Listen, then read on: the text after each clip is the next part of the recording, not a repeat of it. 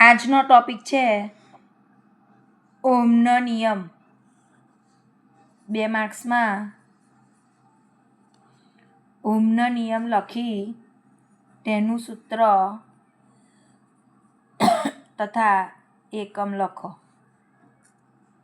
ઓહમનો નિયમ આપણને વિદ્યુત પ્રવાહ અને વિદ્યુત સ્થિતિમાન વચ્ચેનો સંબંધ સમજાવે છે. 1827માં જર્મન ભૌતિકશાસ્ત્રી જ્યોર્જ સિમોન ઓહમ નામના વૈજ્ઞાનિકે આપણને આ નિયમ આપેલો છે, એટલે તેને ઓહમના નિયમ તરીકે ઓળખવામાં આવે છે, જે નીચે મુજબ છે. અચળ તાપમાને વાહકમાંથી પસાર થતો વિદ્યુત પ્રવાહ અચળ તાપમાને વાહકમાંથી જે વિદ્યુત પ્રવાહ પસાર થાય છે તે વિદ્યુત સ્થિતિમાનના તફાવત વિના સમપ્રમાણમાં હોય છે.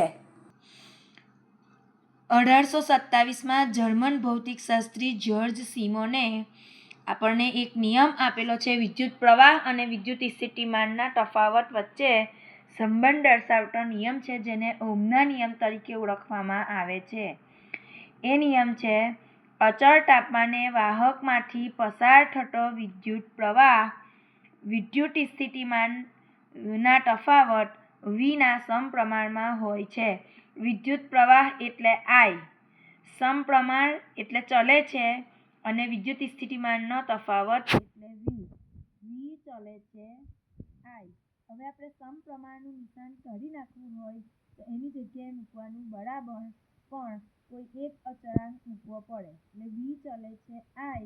હવે મારે આ ચલે છે એનું નિશાન નથી લખવું, તો એની જગ્યાએ છે બરાબર I અને R, જ્યાં R એ વાહકનો અવરોધ છે, અચળાંક છે. R એ અચળાંક છે, જેને વાહકનો અવરોધ કહે છે. અવરોધ એટલે વાહકમાં જે ઇલેક્ટ્રોન ગતિ કરતા હોય એ ઇલેક્ટ્રોનની ગતિને રોકે, વિદ્યુત ભારને રોકે, એટલે વિદ્યુત પ્રવાહને સરળતાથી પસાર થવા ના દે, તેને અવરોધ R તરીકે ઓળખવામાં આવે છે. અવરોધનો SI એકમ ઓહ્મ છે.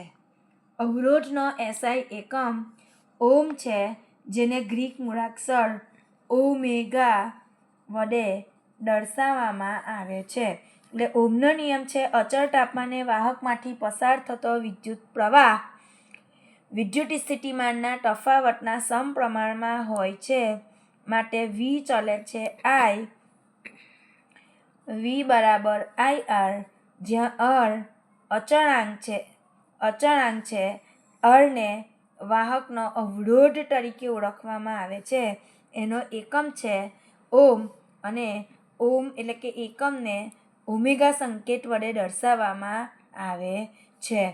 આના ઉપરથી આપણને 3 સૂત્રો મળે. એક તો V બરાબર IR, V છેદમાં I બરાબર R અને V છેદમાં R બરાબર I.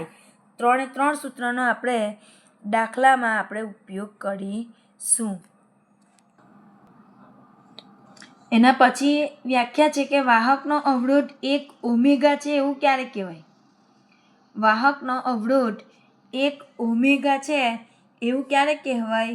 તો કે જો વાહકના વિદ્યુત સ્થિતિમાનનો તફાવત 1 વોલ્ટ હોય, વાહકના 2 છેડા વચ્ચે વિદ્યુત સ્થિતિમાનનો તફાવત 1 વોલ્ટ હોય અને પસાર થતો વિદ્યુત પ્રવાહ 1 એમ્પિયર હોય, વાહકના છેડા વચ્ચે વિદ્યુત સ્થિતિમાનનો તફાવત 1 વોલ્ટ હોય અને તેમાંથી પસાર થતો વિદ્યુત પ્રવાહ 1 એમ્પિયર હોય, તો વાહકનો અવરોધ 1 ઓમેગા છે એમ કહી શકાય.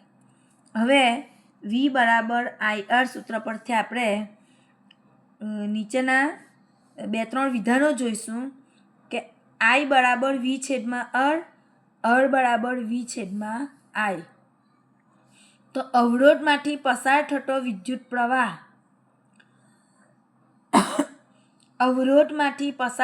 વિદ્યુત પ્રવાહ અવરોધના મૂલ્યના વ્યસ્ત પ્રમાણમાં હોય છે, એટલે I એ Rના વ્યસ્ત પ્રમાણમાં હોય છે. એટલે એટલું યાદ રાખવાનું કે જો અવરોધ બમણો થાય તો વિદ્યુત પ્રવાહ અડધો થાય. જેમ અવરોધ વધે તેમ વિદ્યુત પ્રવાહ ઓછો વહે. જેમ અવરોધ વધે તેમ વિદ્યુત પ્રવાહ ઓછો થાય અને જેમ અવરોધ ઓછો થાય તેમ વિદ્યુત પ્રવાહ વધે. આપણે વિદ્યુત પ્રવાહમાં વધારો કે ઘટાડો કરવા માટે અથવા તો વિદ્યુત પ્રવાહનો વધારો કરવા કે ઘટાડો કરવા માટે અથવા વિદ્યુત પ્રવાહનું નિયમન કરી શકાય તે માટે ચલ અવરોધ નામના સાધનનો એટલે કે ચલિત અવરોધ, જે ગઈકાલે આપણે કોષ્ટકમાં જોયું હતું, ચલિત અવરોધ કે જે વિદ્યુત પ્રવાહનો વધારો ઘટાડો કરવા માટે વપરાય છે તેનો ઉપયોગ કરવામાં આવે છે. આપણે જે પંખામાં રેગ્યુલેટર વાપરીએ છીએ તે ચલિત અવરોધ છે કે આપણે રેગ્યુલેટર ઓછું કરીશું તો અવરોધ વધી જશે એટલે વિદ્યુત પ્રવાહ ઘટી જશે, એના કારણે પંખો સ્લો ચાલશે. અને આપણે રેગ્યુલેટરને 5 ઉપર કરીશું તો અવરોધ ઘટી જશે, વિદ્યુત પ્રવાહ વધી જશે અને પંખો ફાસ્ટ ચાલે છે. એટલે વિદ્યુત પ્રવાહ વધારવા માટે અવરોધ ઓછો કરવો પડે અને વિદ્યુત પ્રવાહ ઘટાડવા માટે અવરોધ વધારવો પડે. બીજો એક પ્રશ્ન છે કે વાહકનો અવરોધ, આ બધા 2 માર્ક્સના પ્રશ્નો છે. વાહકનો અવરોધ કઈ બાબતો પર આધાર રાખે છે? તો વાહકનો અવરોધ 3 બાબતો પર આધાર રાખે છે. 1. તારની લંબાઈ.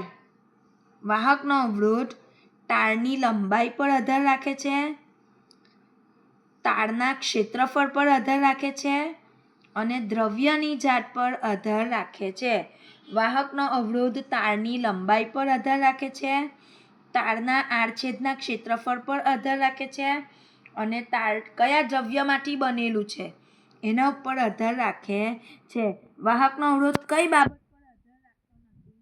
તો વાહકનો અવરોધ તાપમાન ઉપર આધાર રાખતો નથી. હવે વાહકનો અવરોધ યાદ રાખવાનું છે લંબાઈના સમપ્રમાણ, એટલે કે લંબાઈ વધે તો અવરોધ વધે. વાહકનો અવરોધ લંબાઈના સમપ્રમાણમાં અને ક્ષેત્રફળ ના વ્યસ્ત પ્રમાણમાં હોય છે. જો તારની લંબાઈ વધે તો અવરોધ વધે એટલે વિદ્યુત પ્રવાહ ઓછો વહે અને જો ક્ષેત્રફળ વધે તો અવરોધ ઘટે. એના ઉપરથી આપણને અહીંયા બ્લુ લાઇન પ્રશ્નમાં એક પ્રશ્ન જોવા મળશે. પહેલો પ્રશ્ન જોઈએ કે વાહકનો અવરોધ કઈ બાબતો પર આધાર રાખે છે? તો વાહકનો અવરોધ 3 બાબતો પર આધાર રાખે છે. તારની લંબાઈ, આડછેદનું ક્ષેત્રફળ અને દ્રવ્યની જાત, 3 બાબતો પર આધાર રાખે છે. હવે નેક્સ્ટ ક્વેશ્ચન છે કે એક જ દ્રવ્યમાંથી બનેલો એક જાડો તાર લેવાનો છે અને એક પાતળો તાર લેવાનો છે. એક જ દ્રવ્યમાંથી બનેલા જાડા અને પાતળા તારને સમાન વિદ્યુત સ્થિતિમાન સાથે જોડીશું તો શાનામાંથી વિદ્યુત પ્રવાહ સરળતાથી વહેશે? જાડા તારમાંથી અથવા પાતળા તારમાંથી? કયા તારમાંથી વધારે વિદ્યુત પ્રવાહ વહેશે? તો આપણે જાણીએ છીએ કે વાહકનો અવરોધ ક્ષેત્રફળના વ્યસ્ત પ્રમાણમાં હોય છે. વાહકનો અવરોધ ક્ષેત્રફળના વ્યસ્ત પ્રમાણમાં હોય છે. એટલે કે જેમ ક્ષેત્રફળ વધે તેમ અવરોધ ઘટે ને અવરોધ ઘટે એટલે વિદ્યુત પ્રવાહ સરળતાથી વહે. એટલે જાડા તારનું ક્ષેત્રફળ વધારે છે. જાડા તારનું ક્ષેત્રફળ વધારે એટલે એનો અવરોધ ઓછો. ક્ષેત્રફળ જાડા તારનું વધારે એટલે જાડા તારનો અવરોધ ઓછો. એટલે અવરોધ ઓછો હોય એટલે જાડા તારમાંથી વિદ્યુત પ્રવાહ સરળતાથી વહે છે, કારણ કે જેમ અવરોધ ઓછો તેમ વિદ્યુત પ્રવાહ સરળતાથી વહન પામે છે. જ્યારે પાતળા તારનું ક્ષેત્રફળ ઓછું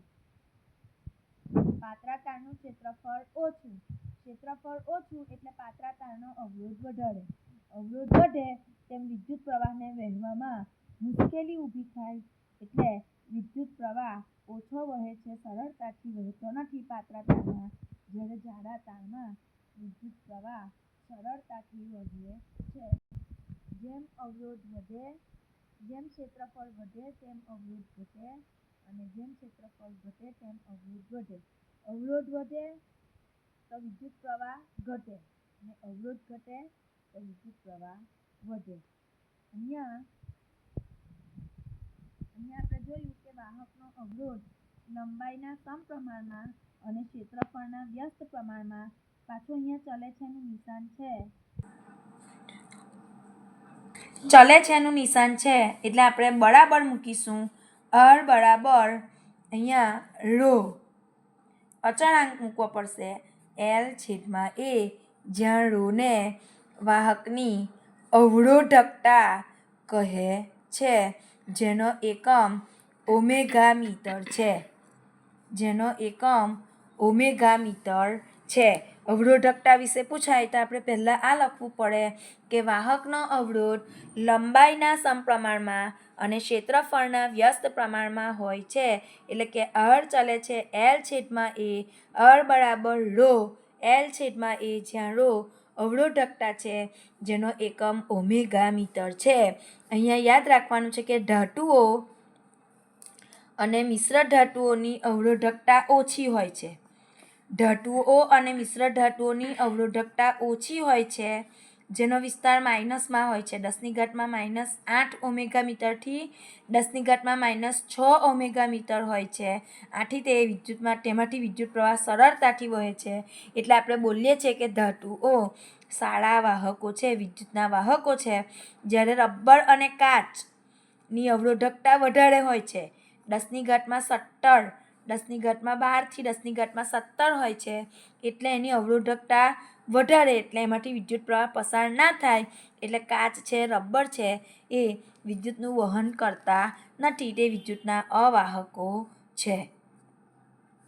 હવે અહીંયા એક કારણ છે કે ઇલેક્ટ્રિક ઇસ્ત્રી, ટોસ્ટર વગેરે જેવા ઉપકરણોમાં જે કોઇલ વપરાય છે, ઇલેક્ટ્રિક ઇસ્ત્રી, ટોસ્ટર વગેરે જેવા ઉપકરણોમાં જે કોઇલ વપરાય છે, એ કોઇલ મિશ્ર ધાતુની શા માટે બનાવવામાં આવે છે? મિશ્ર ધાતુની કેમ બનાવવામાં આવે છે? તો એનો જવાબ છે કે મિશ્ર ધાતુની અવરોધકતા મૂળ ધાતુ કરતાં વધારે હોય. એમ તો ધાતુ ને મિશ્ર ધાતુ બંનેની ઓછી હોય, પણ બંનેમાંથી મિશ્ર ધાતુની અવરોધકતા મૂળ ધાતુઓ કરતાં વધુ હોય.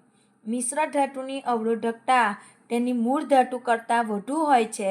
આથી મિશ્ર ધાતુઓ ઊંચા તાપમાને, એટલે કે એને વધારે વાર ગરમ કરીએ, એને અંદરથી વધારે વખત આપણે ઇલેક્ટ્રિક પસાર કરીએ તો તે ત્વરિત ઓક્સિડાઇઝ થતી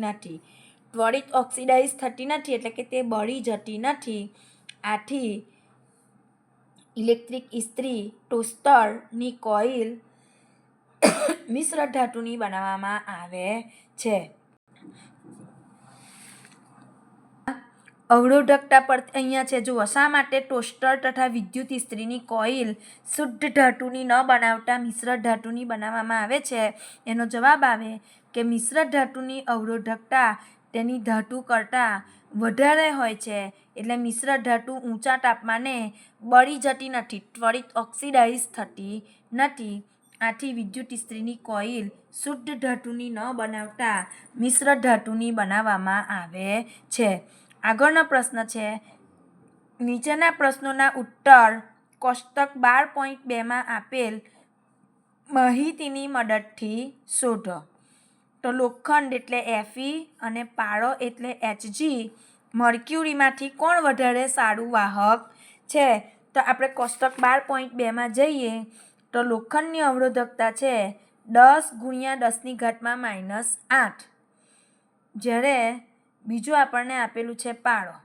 પારાની અવરોધકતા છે 94⁻10⁻8, એટલે પારાની અવરોધકતા વધારે છે, 94 છે, આની 10 છે, આની 94 છે. એટલે અવરોધકતા વધારે હોય તો એ વિદ્યુત પ્રવાહ સરળતાથી પસાર ન કરી શકે. એટલે પારો સારો વાહક નથી, કેમ કે એની અવરોધકતા વધારે છે. પણ લોખંડ એની અવરોધકતા ઓછી છે, અવરોધકતા ઓછી હોય એમાંથી વિદ્યુત પ્રવાહ વધારે પસાર થાય, એટલે એ સારું વાહક કહેવાય. એટલે લોખંડ અને પારા પૈકી લોખંડ સારું વાહક છે. અને બીજું પ્રશ્ન છે એમાં જ, કયું દ્રવ્ય શ્રેષ્ઠ વાહક છે? તો આપણે જોઈશું કે ચાંદીની અવરોધકતા સૌથી ઓછી છે, 1.60 છે. તો ચાંદી સૌથી ઉત્તમ વાહક છે કેમ કે એની અવરોધકતા સૌથી ઓછી. જેની અવરોધકતા સૌથી ઓછી હોય તે ઉત્તમ વાહક છે, એટલે ચાંદી એ ઉત્તમ વાહક છે.